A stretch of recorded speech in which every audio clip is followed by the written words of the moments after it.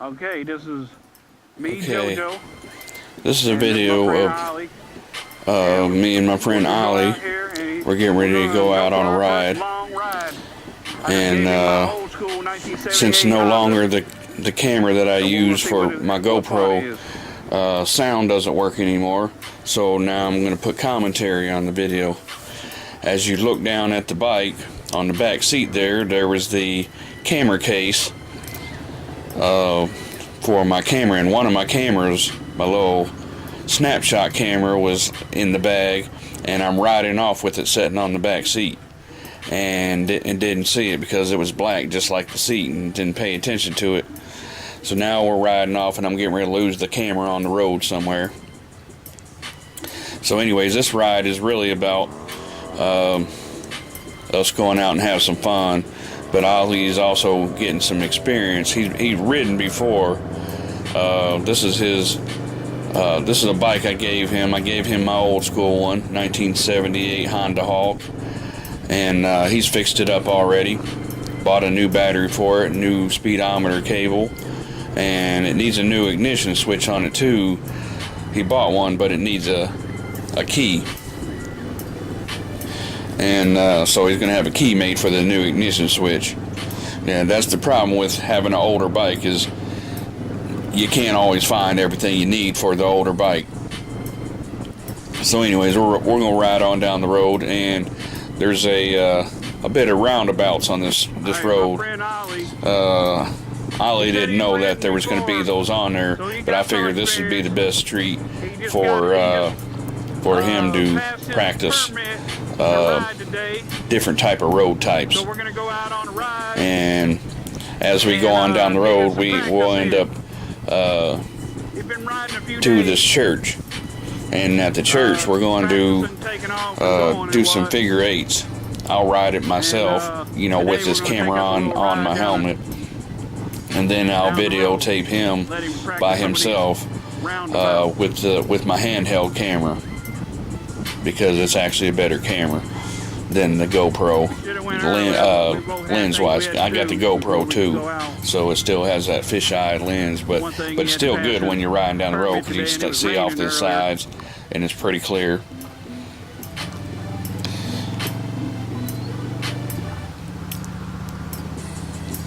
Yeah, I remember when I first started riding, I was not good at all. I mean, it was hard for me just to be able to take off and to be able to move the bike down the road and even turn around on a single road, trying to get it turned around that short. I'd always fall over. It took a lot of practice for me to get as good as I did. And I remember my neighbor, one of the guys that was teaching me was from the Chicago Outlaws. He said, maybe you're not meant to ride, because you're constantly falling over, and I was bound and determined from then on. I was like, nothing's going to stop me from being able to ride. I don't care how long it takes me. And I did. I kept on and on. And I've been riding since 1986. Anyways, I've been riding a long time, so I kind of know what I'm doing. The year on this video was 2014. Somebody went later on, when you look back at this video, you know what year it was. Something like that, where you can strap everything down and so stuff don't fly out of your pocket. Yeah, something Ali said to me is like, if every little bump and stuff that I hit and line or pothole in the road doesn't seem to affect me any. I was like, it does. I said, but you just get used to it after so long, and it doesn't affect you as much. It just takes a lot of riding, long time practice to get in that groove where you just you're able to ride through, and not worry about those things knocking you off your bike.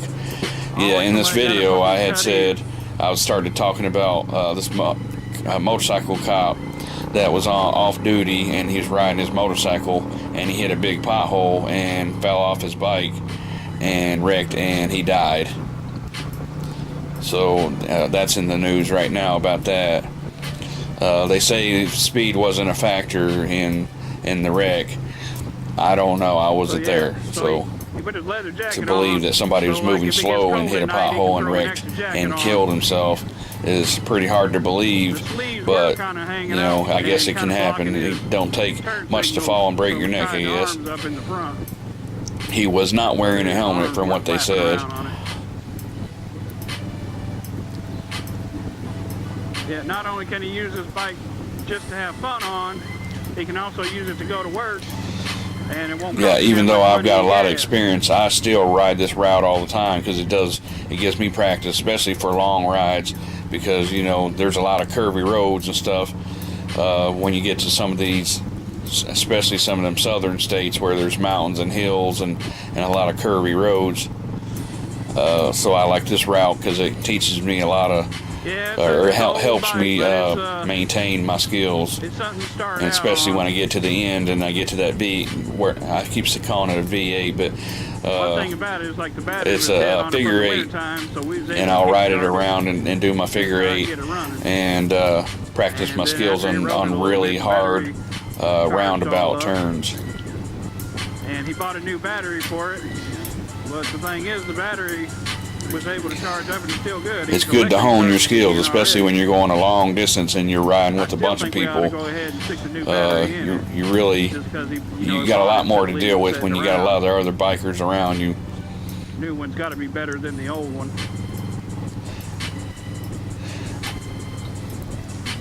I've never been on a ride where there was like a big bunch of bikers. I think the most that I've ridden with all at one time was about 800 miles with like 4 bikers. And the good thing about it is if something goes wrong with one of the bikes, you got 4 people there to help each other out. Cord on it too. He needs one on his. And I remember when I rode that ride with the 4 people, my fuses kept blowing on my motorcycle for some reason. I don't know what it was. It's like after I'd ride a couple hundred miles, one of the fuses would blow on it. It was an older bike, 1973 Honda 754. Cigarette lighter type of. Of course, I wasn't riding bikes back then because I wasn't even around to. I wasn't big enough to even get on a bike.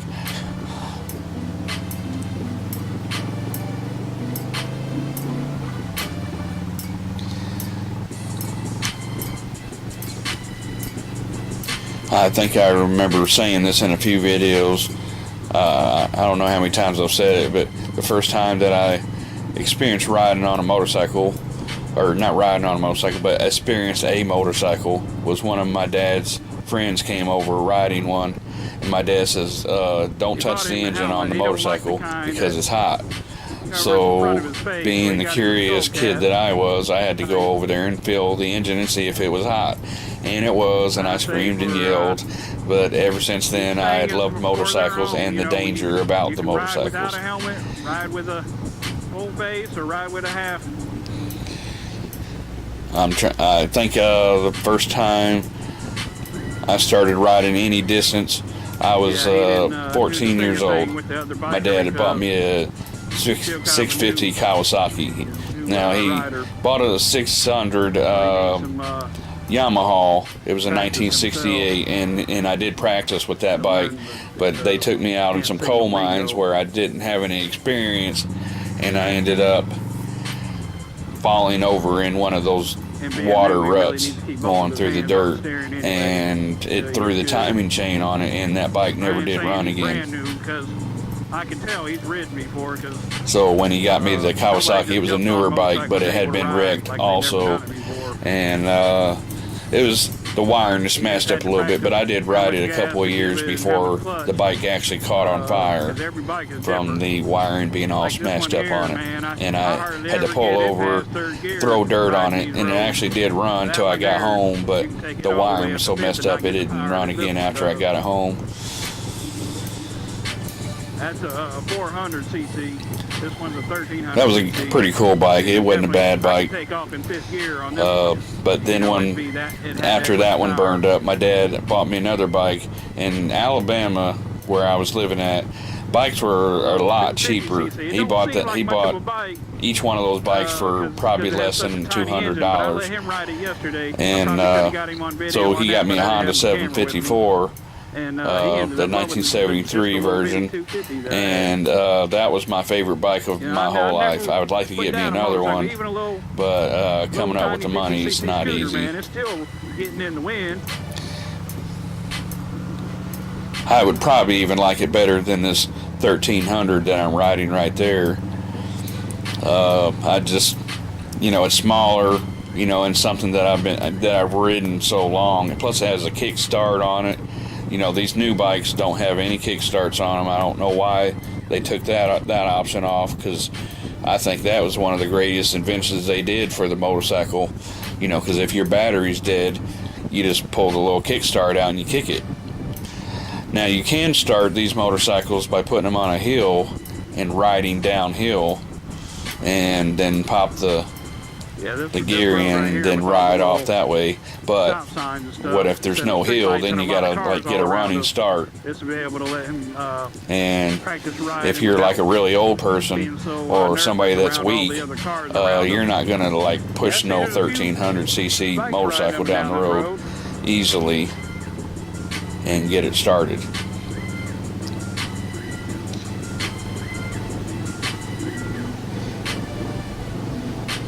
I'm not saying that for myself, because I can push some 1300 cc's and get it started if I want to, but I would rather have a kickstart on them.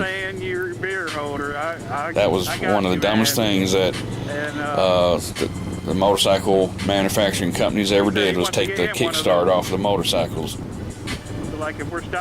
Maybe they're trying to save money or something, but they don't make the bike a better bike. I do have to say that I'm pretty impressed with the 1300 CT VTX 1300 cc's bike. The looks are pretty good. They run really excellent. I mean, lots of power, more power than I really need. So a 750 would actually be perfect for me. I mean, because those things really were powerful back then too, and I really didn't need any more power than that. It's actually too much power. I mean, I'd be running down the freeway 120 mile an hour, and that's really too fast. I mean, speed limits anywhere, you don't hardly find anything over 60 mile an hour unless you go to Germany or something. When I gave it to him.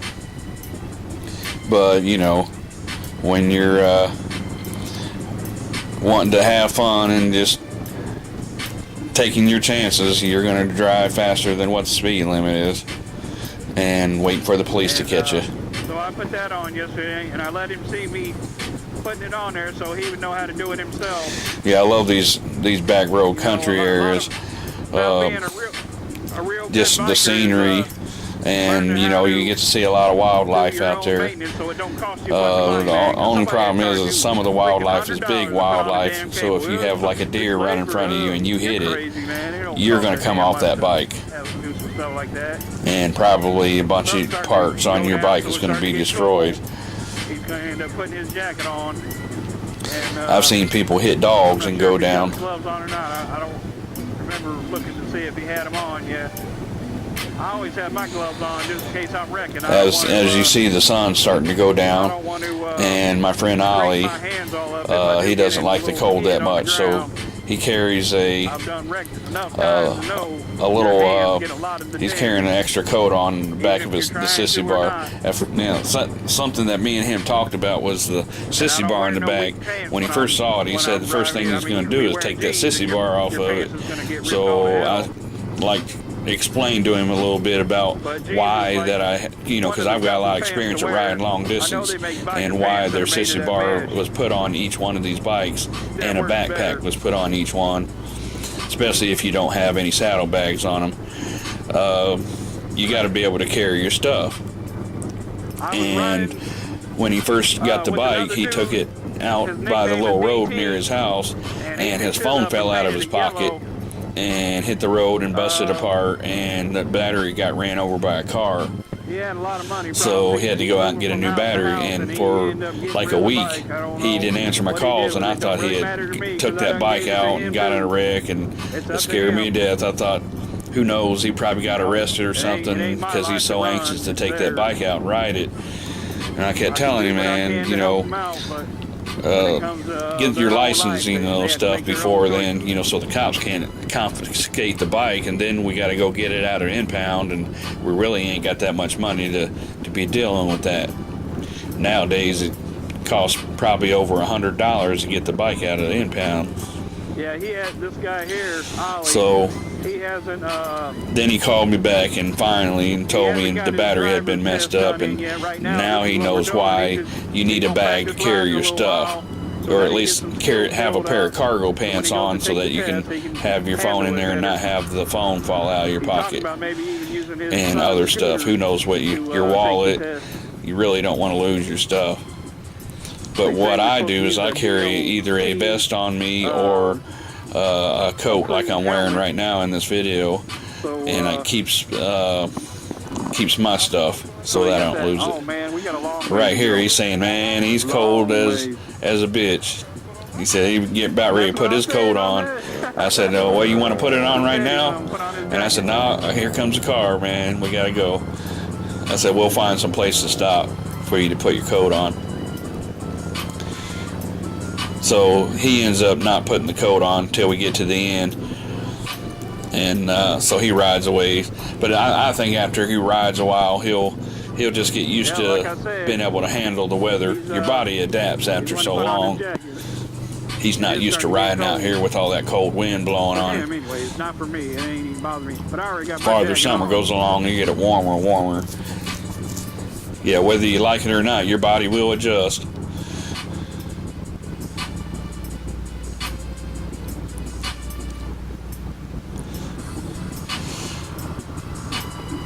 Yeah, what I'm going to do with the sound is, since the GoPro no longer does sound on it, I'm just going to make video on my handheld camera, because it's got a real good microphone and I can speak in it and play music or whatever. I can do anything with it, and then I can take the sound off that video and make it into an MP3, and I can take the sound off of it and add it to the GoPro video.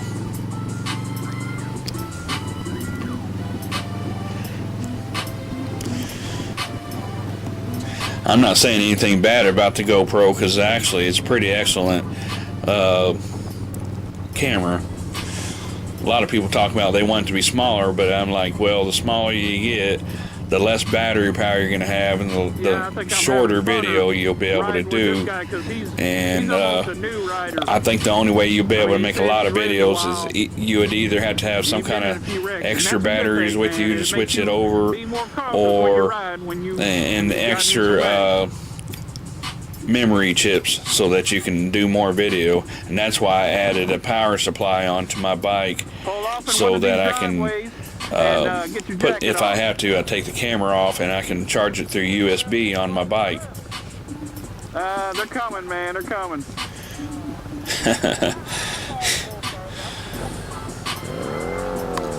Yeah, he's having a lot of fun on his bike. I was like, you want to put your coat on yet? He said, nah, let's go on, man. We'll keep on going to the end. He didn't realize how long this ride was going to be. You know, I ride this route all the time. You know, it's my favorite street to ride on. The DT guy, he's been riding a long time, and I can tell he has skills. This, you know, just in case anybody wants to know what the street is, it's 21st Street. And I just ride it out east. And it's a lot of country roads and little roundabouts, and not a whole lot of traffic running up on me to where I have to worry about them running into me.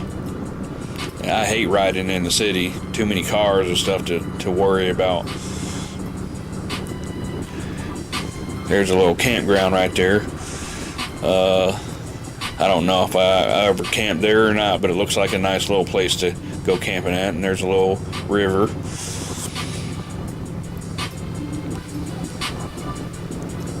Yep, there's even more parks camped there farther out.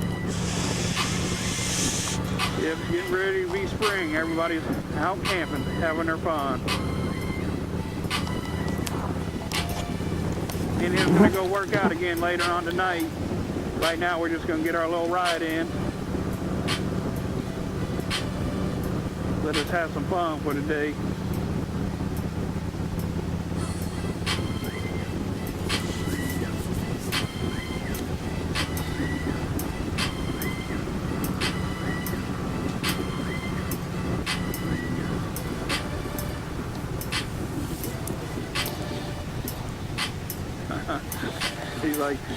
Yeah, the craziest thing that happened that night is when we got down to the end, we stopped and he was doing his figure 8, and we looked back and there was a little building and we saw some smoke coming up off of it. And at first we thought somebody was just having a cookout and just had a lot of smoke coming up off of it. So I wish I would have turned the camera on right when it was starting, because I didn't realize what it was. And then we saw a little bit of a flame coming up out the top of it, and I thought somebody just had their barbecue up really a little bit too much, and it got bigger and bigger. So I did actually get a video as it had burned a lot higher, and Ali got a little bit scared that the road was going to get blocked off by fire trucks or something, so we hurried up, got on our bikes, and took off. Since there was no commentary on the GoPro as I was riding off, I wasn't able to hear what I was saying, so that part of the video is blank. And the first part, you can hear us looking at it, saying, "Hey, let's get the hell out of here before we get caught up in it." I was going to call 911, but he said, "Yeah, they probably called because there was a lot of cars and stuff there, and somebody's tail lights on. That somebody's got a phone there, so they called." I think it's around 30 minutes. Unless they really didn't care and they were just trying to burn that old building down out back and get it out of their way. My opinion is they should have just knocked it down and burnt the wood laying down, not the building up like that, especially with all them cars, because there was a bunch of cars parked near it. I'm surprised they didn't catch them cars on fire, but we didn't stick around to find out whether they did. We went ahead and left. And as I was riding by, I looked over and I could see that there was about 10 people standing in the yard watching it, so, they were keeping it under control. It didn't really look like it was under control to me as high as the flames was, but there wasn't really no trees around or nothing for it to catch on. Just a little car. Sometimes people do dumb things and will have a car near something they're trying to burn. I remember one time a guy parked his lawnmower near a fire he was burning in his yard, and it caught onto his lawnmower and burned his lawnmower up. And I remember another story where there was a guy, he used gasoline to take the wax off this floor in a school building, and then he went to start up the stripper machine, and it threw a spark up and blew him up in the building. I mean, how dumb can you get? That was the last time he got to be dumb, though. So we're going to video record him doing his roundabout. Yeah, it's a pretty long video. It ends up adding an extra 4 minutes onto this video, after this video, I mean, because I think the GoPro only records for 34 minutes. Okay, that was the first roundabout. He thought he had to stop, and there's a caution sign there that says, "Be cautious, if there's no vehicles coming, then you just keep on going." So that was a learning lesson right there. If there's no cars, then you just keep on riding through. Look around from side to side. If you see any cars coming, then you can stop if anything's in your way. And that's what a roundabout is to keep traffic flowing. So if there is a lot of cars, then more likely then it's going to be slower than that. But there's no stop signs there, so it's not a stop area. It's just you slowly cruise through it. And I believe there's 5 roundabouts on this street, so it gives you a lot of practice on a roundabout. And as I was said in this video, but it didn't record, is thing about roundabouts is here in Indiana you don't see hardly any of that stuff here, and the only place I've seen them is on some YouTube videos where I've seen them in England. They have them all over England. It's actually a pretty good idea. Here goes this next roundabout. Let's see if he can figure out that he doesn't go on through. You know, so your traffic can get all stopped up and slowed down. You can be cautious, but keep on going. Keep on going. Don't stop. Keep on going. Yeah, I got rid of the old school. You know, he said he wanted a bike, and the only way I could think to get him a bike is just give him that old one. Now, I still have that 1988 little Yamaha one. I will not get rid of that one because I actually love that bike also. I got the 1978 for my father, but my father didn't want to go out riding anymore, and he's getting kind of old. I just don't think he can handle it anymore anyways. So I got rid of that one. Learn them roundabouts. Keep on going. It's a good bike. There's nothing wrong with it. You know, the kickstart works and everything, and all the lights and stuff work on it. The engine runs excellent. He said he's going to paint it a different color. I guess he'll figure out what he wants to do with it as time goes on. You know, there's always other options about changing things on it. You can change the gas tank and different colors and looks and stuff on it. I've seen people do some pretty wild things with motorcycles.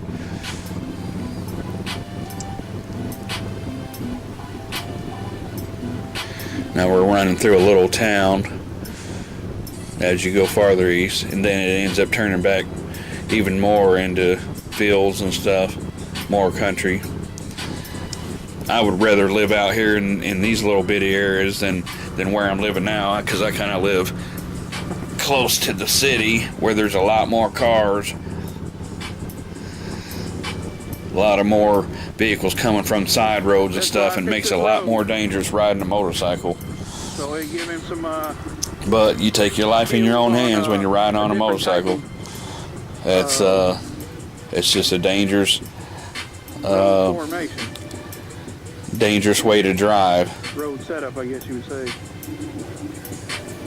You're sitting on two wheels. The only thing that balances you is you. It's amazing how some of these bikes has withstood time. I mean, because that bike that he's riding almost looks brand new. And it's from 1978, and probably most of the people that's going to be watching this video ain't even old enough to have been born in 1978. Now, see, I'm talking on this video. You're going to hear me later. There is a bit of us old school riders starting to make videos and stuff now. I think most of the videos that was made before are just younger kids that are riding the sport bikes. You don't see too many cruiser videos.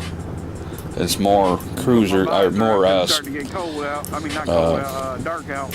Sport bikes than anything.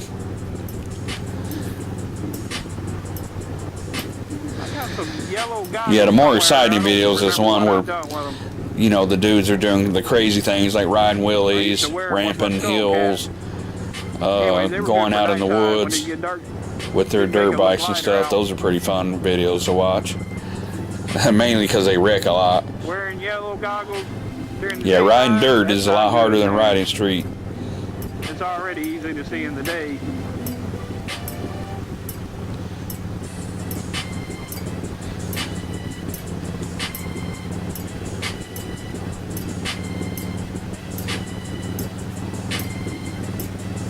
It might even be in this bag, but I don't remember. There goes another roundabout. Right on.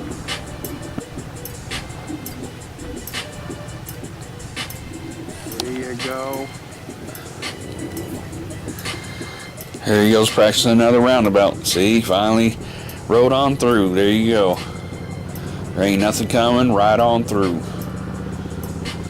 Always take caution anywhere you go, especially when you got buildings around you, because a lot of people don't pay attention, especially nowadays where they're on their cell phones and texting and doing bull crap, and they'll just ride right through the red light.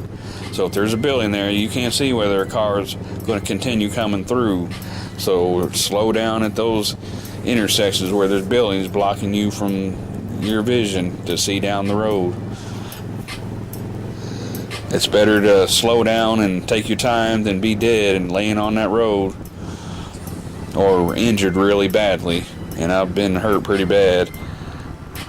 But I've never been hit by a car while riding a motorcycle, but I've been hit on a bicycle from behind and smashed my bike all to hell and scraped me all over the road. But I'm lucky to still be alive on it.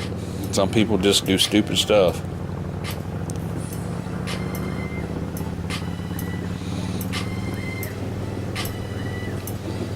There was a woman riding next to me the other day when I was driving my truck around, and I looked over and I saw this woman was texting on her phone while she's driving down the road. And my friend Ali was with me, and I was like, man, I wish I would have had my camera with me, then I could have videotaped it. This woman driving down the road texting. Yeah, she definitely wasn't talking on, because she was looking straight down at it, pushing the little buttons.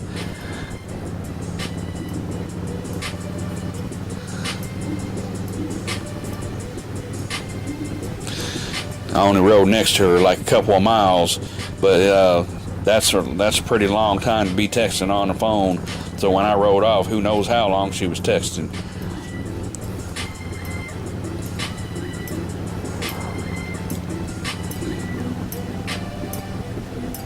You're not just taking your own life in your hands, you're taking everybody else that's riding around you in your hands when you're texting while you're trying to drive. I think those people ought to get their license revoked. They shouldn't get to ride or drive when they're doing stuff like that.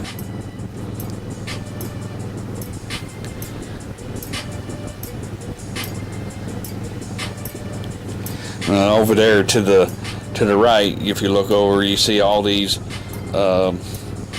buildings out in the middle of nowhere. It's a little community that they build up, and they're pretty nice big old buildings. It costs a lot of money to live way out there, but that's where I'd like to live if I had the money. Yeah, we heard on the news about a biker that hit a pothole. I remember when I lived in Alabama, we could leave the doors unlocked. And he was out we didn't have to worry about anybody breaking in the house. We could leave the door wide open if we wanted to. Made him fly off his bike, and it killed him. They said the bike landed on him. I don't know why there's a difference between what goes on in the city and what happens out in the country, but I don't know, maybe houses are just so far apart, it's hard to go up and rob somebody without somebody in the little town seeing you do it and getting caught up. But in the city, man, there's just so many people walking around, you don't know who's doing what. And then you come home, your door's busted down, all your stuff's missing. I ain't saying I never heard of nobody getting robbed in the country, but it was so rare. Only people that ever robbed me down there was in the country was my friends. There's a biker. That bike was a little bit bright. Yeah, I only don't know the hand signals where you do you put your hand out. Well, it doesn't really matter whether you do it or not. It's just like it's a motorcycle courtesy thing. It's where you put your fingers down. That means keep your wheels down. And man, back in the day when I was riding, I would do the peace sign. I'm like, hey, brother. But nowadays they switched it up, and now it's 2 fingers down, saying keep your 2 wheels down. A lot of people didn't. It was only the real cool bikers, the ones that weren't stuck up. It was the ones that gave you the peace sign back. I think more like me when I was growing up, I was really enthused about motorcycles. So the kids that would be riding in the cars and stuff, those are the ones that was really enthused about seeing motorcycles riding around. Animals, whatever. Some bikers don't like other bikers. Some bikers choose not to like bikers because the type of bike that they ride. But I even give the sound to the dudes that ride scooters.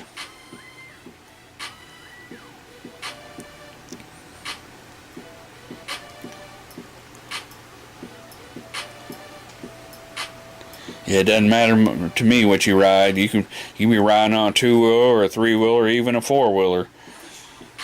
I've ridden 4-wheelers a few times myself, but most people take those out in the woods. But I've seen a few of them 4-wheelers out there in the street in Alabama. You don't see it much up north. If you ride a 4-wheeler up here, most likely somebody's going to call the cops on you.